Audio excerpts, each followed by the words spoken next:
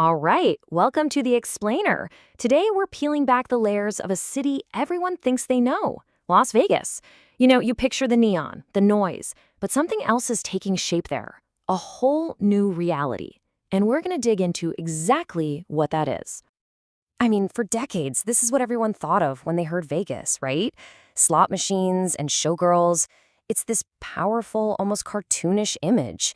All that glitter and gambling, the whole what happens in Vegas thing we've seen in a million movies. But here's the thing. Is that really what Las Vegas is like today in 2025? Well, let's get right into it, because the reality on the ground, it has changed a lot. We're talking about a city evolving at a crazy pace. And what it means to live there, to work there, even just to visit, it's all been turned on its head. Okay, so first things first, to really get a handle on the new Vegas, we've got to look at the old one. We have to unpack those old stories, the myths that so many people still believe. Yeah, that classic image, it's all tied up in mob history, right? This idea of a city run by shady syndicates.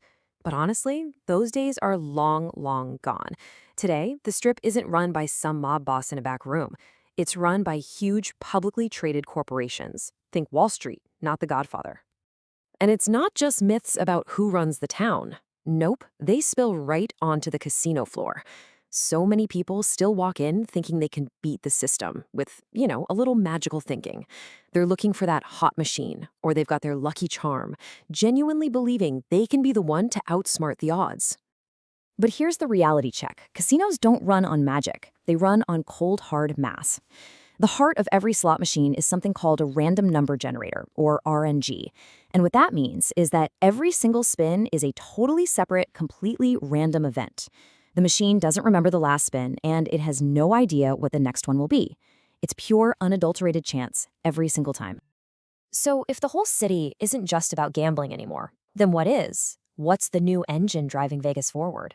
Because something has definitely shifted in a big way. You can really pinpoint the big shift to 2017. Before that, having a pro sports team in Vegas, it seemed impossible, a total pipe dream. I mean, a sports team in the gambling capital of the world? No way. But then the Vegas Golden Knights hockey team showed up, and they just shattered that whole idea. It was like the floodgates opened. Suddenly, you had the Raiders moving in, the WNBA's aces. It just took off. And this whole sports thing is really just one piece of a much bigger puzzle. Vegas is branching out in a huge way. We're talking about industries you'd find in any other big American city. There are tech hubs popping up, movie studios being built out in Summerlin, massive warehouses and distribution centers. Even the healthcare sector is booming. It's a real economy now. Okay, so the economy's changing, but what does that mean for the people who actually live there?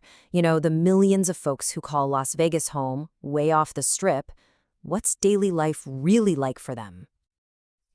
There's this myth that the city never sleeps. And yeah, the casinos are always on, but for the actual residents, that 24/7 lifestyle has kind of faded. The days of being able to go grocery shopping at 1 in the morning or get your errands done at 3 a.m., for most locals, that's pretty much disappeared since 2020.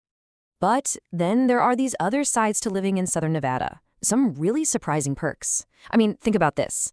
Almost no natural disasters to worry about, very, very few mosquitoes. And then there are the financial benefits, which are huge. No state income tax, no sales tax on your groceries. That stuff adds up. And get this, Nevada also has the 4th lowest property tax rate in the entire country.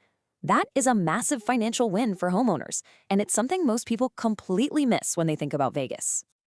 All right, so if the 2 million plus residents aren't all shacked up in casino hotels, where are they living? Well, the answer is a huge, sprawling valley that's made up of all these different communities. It's really not one single place. The valley is this patchwork of neighborhoods, and each one has its own distinct vibe. You've got Henderson, which is known for being quiet, safe, and really family-oriented. Then you can jump over to the Downtown Arts District, which is the total opposite. It's eclectic, it's walkable, it's creative. And then you have places like North Las Vegas that are just exploding with growth, with new homes and new industries. And let's bust another myth right now, the one about it being just an endless flat brown desert. Las Vegas is actually surrounded by some absolutely stunning natural beauty. For the people who live there, having places like Lake Mead, Mount Charleston, and Red Rock Canyon right in their backyard, that's a massive part of the lifestyle. It's a real outdoor paradise.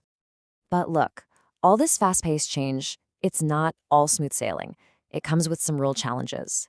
It's creating a whole new reality with a new set of rules for everyone, whether you're a tourist just visiting or someone who calls Vegas home. If you're a visitor, you've probably noticed this already. The cost of a trip to Vegas has just skyrocketed, and it's often the hidden fees that really bite. It's not just the price of the hotel room anymore. Now you've got these so-called resort fees that can be over $50 a night. Parking isn't always free anymore, and even pulling cash out of an ATM can cost you almost $12. And check this out. What this means is that even the high-end experiences come with some serious sticker shock. Let's say you want to go big and get bottle service at a club. Well, be prepared to pay a jaw-dropping 44% on top of the price you see on the menu. That's all taxes, fees, and gratuity.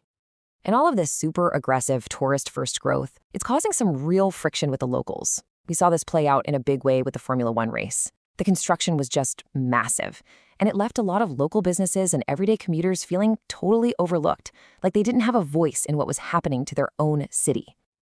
The housing market is another perfect example of this tension. Right now, on the surface, it looks like a buyer's market.